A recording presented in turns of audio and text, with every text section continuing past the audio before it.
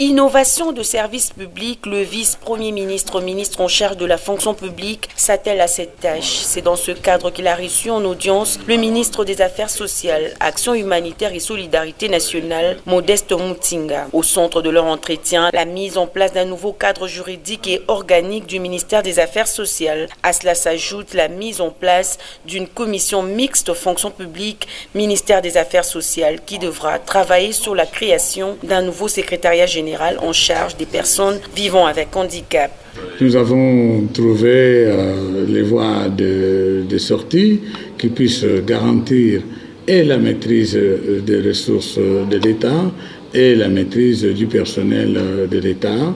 Nous avons convenu qu'une commission mixte fonction publique, ministère des Affaires sociales, va être mise en place très très rapidement pour pouvoir trouver des solutions à cette problématique. Nous avons convenu avec le vice-premier ministre qu'il sera institué un nouveau secrétariat général au sein du ministère des Affaires sociales.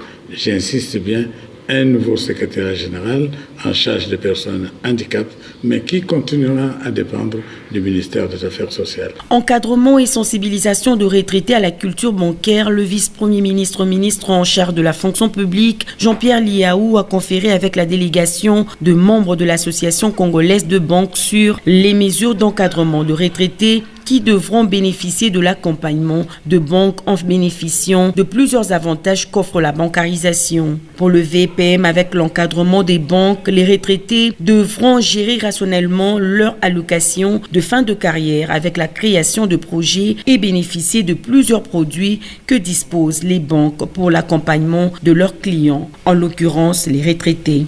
La gouvernance des banques se renforce davantage avec toutes les mesures prises par les autorités réglementaires, notamment la Banque centrale du Congo.